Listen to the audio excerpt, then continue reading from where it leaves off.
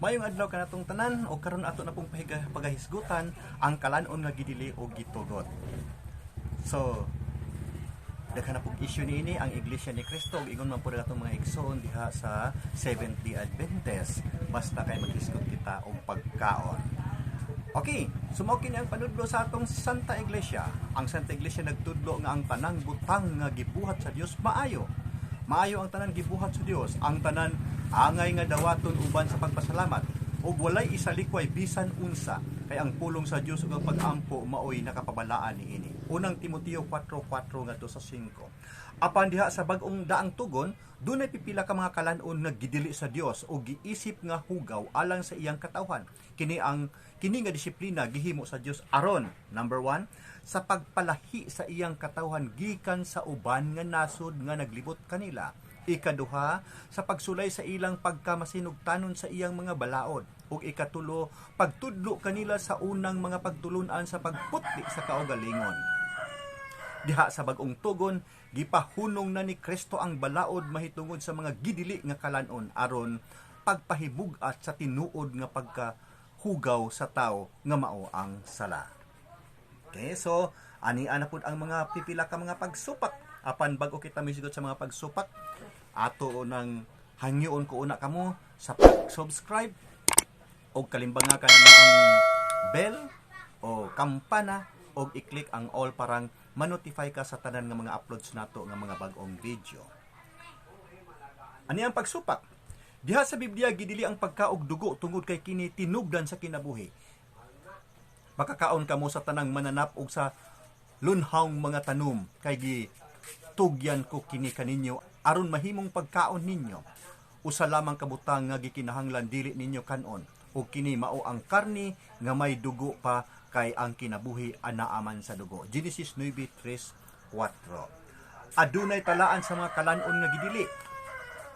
Apan ayaw ninyo ang kamilyo, ang kuniho, ang liebre. Kinahanglan nga isipon nga hugaw kining mga mananapa. Ang baboy bisan tuod kun pikas ang kuko niini, dili man kini muusap. Busa hugaw kini alang kaninyo. Apan bisan unsa nga anaa sa kadagatan ug sa mga suba o sa mga katubigan nga wala mga kapay o mga himbis, dili angay kanon. Leviticus 11:1 ngadto sa 31. Dili sila ipakaon kay mahugaw ug dili binalaan nga hayop. Ilhon ninyo ang kalainan sa balaan ug dili balaan ug ang kalainan sa hugaw ug hinlo. Leviticus 10:10. Ang dugo dili ipakaon kay gamiton sa paghalad sa mga sala, kay ang kinabuhi anaa sa dugo ug gihatag ko kini kaninyo aron gamiton sa pagpapas sa sala. Leviticus 17:11. Bisan sa bag-ong tugon, nagpadayon kining maong balaod. Ayaw kamo pagkaon sa kalanon nga gihalad ngadto sa mga Dios ni dugo ni mananap nga gituok. Buhat 15:29. Ani ang atong eksplanasyon mahitungod niini. Dili absoluto nga gidili sa Dios ang pagkaon og dugo.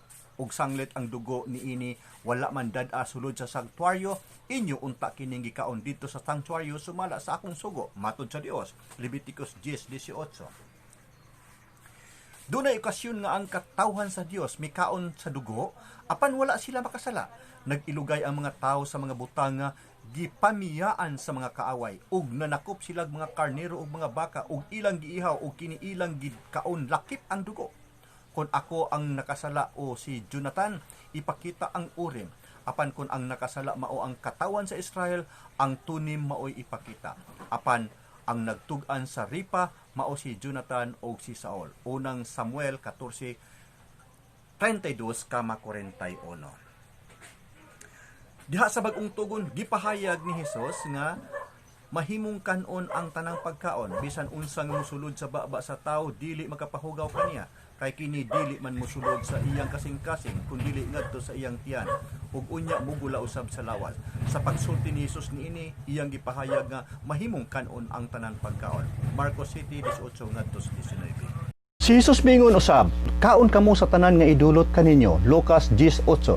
Si Pedro gipakitaan sa Dios og habol diin didto ang tanan hayop nga dunay upat ka tiil ug nagsaguyod sa yuta ug ang Dios misugo kaniya. Pedro tindog pag-ihaw og kaon. Sa dihang si Pedro mitubag, dili ko Ginoo kay sukad masukad, wala ako makakaon og bisan unsa nga mahugaw. Ang Ginoo mingon kaniya, ayaw isipa nga mahugaw ang giila sa Dios nga malinis. Buhat 11:9 o 5 ngadto sa 9. Duha ka panudlo ang atong nakuha gikan niini. Una, nga gihinluan na sa Dios kadtong mga giisip nga hugaw nga kalanon sa daang tugon. Ikaduha, gigamit kini nga okasyon aron pagpasabot nga bisan ang mga hintel nga kaniadto giisip usab nga mahugaw gidawat na sa Dios. Ang nahitabo sa panahon sa mga apostoles mao nga anaa pa sila sa pagbiya sa ilang tinuuhan nga Judaismo ngadto sa tinuuhan nga Kristyanismo, busa dili katingad-an nga sa kasinugdanan dunay mga balaod sa tinuuhang Judaismo nga ila gihapon nga gipatuman. Aron ang mga Hudiyo dili mabug-atan sa pagpatuman niini nga mga balaod, ang mga apostoles uban sa mga kadagkuan didto sa Jerusalem nagkauyon nga dili ang tanan nga gibansay sa mga Hudiyo ug sa ila usab nga ipatuman sa mga dili Hudiyo kundi pipila lamang ka mga tulumanon. Si Santiago mipahayag, ang akong hunahuna mao nga dili nato samukon ang mga dili Hudiyo nga midawat sa Dios. Hinunua ato silang sulatan nga dili sila mangaon sa mahugaw nga mga kalanon tungod kay kini gihalad man ngadto sa mga Dios ug nga dili sila mangaon sa bisan unsang mananap nga gituok ug bisan unsang dugo. Buhat 15:19 ngadto sa 20. Apan paglabay sa mga panahon, ilang gitudlo ang kausaban nga gitudlo sa Dios. Si San Pablo nagsulat, ang mukaon bisan unsa dili angay nga pagahukman sa tao nga utanon ray kanon. Ug ang tao usab nga utanon ray kanon dili angay maghukom sa tao nga mukaon bisag unsa kay gidawat na siya sa Dios. Roma 14:3. Mahugaw lang ang pagkaon alang niadtong may mahugaw nga hunahuna. Apan kun ang nagtuo nga hugaw ang usa ka butang, hugaw kini alang kaniya. Roma 14:14. Ug si San Pablo mipadayon, kay ang gingharian sa Dios dili pagkaon ug pag-inom kundi pagkamatarong, pakigdait, kalipay ug kalipay nga gihatag sa Espiritu Santo. Roma 14:17. Ang pagkaon ug ang dili pagkaon sa gidili wala nay labot sa kaluwasan. Hinuon ang pagkaon dili makapaduol kanato sa Dios, ni makadaot kanato kun dili kita mukaon, ni makaayo kanato kun mukaon kita niini. Unang Korinto 8:8. Ipakaon na ang tanan gibaligya sa tindahan sa pagkaon. Makahimo kamo pagkaon bisan unsang karne nga gibaligya diha sa merkado sa walay pag-agad sa inyong konsensya. Busa kon mukaon kamo o muinom kamo o magbuhat bisan unsa, buhata ang tanan sa pagpasidungog sa Dios. Unang Korinto 10:5-31. Si San Pablo nagtudlo usab nga dili na kita pagahukman sumala sa pagkaon. Busa ayaw ninyo itugot nga may magsangyaw kaninyo sa inyong kalanon o ilimnon. Kining tanan nga landong lamang sa mga butang nga umaabot, apan ang katumanan mao si Kristo. Kolosas 2:16 ngadto sa 17.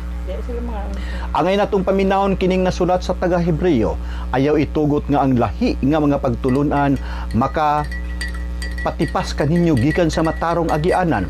Maayo gayud nga maglig-on ang atong kalag pinaagi sa grasya sa Dios ug dili pinaagi sa mga tulumanon mahitungod sa kalanon, kay wala makatabang ang maong tulumanon ni adtong nagtuman niini. Hebreo 13:9. Daghang salamat ug mao kadto ang tibok nga presentasyon bahin sa pagkaon. Namatod pa sa ubang nato mga igsuon, gidili diin ang mga Katoliko gikaon.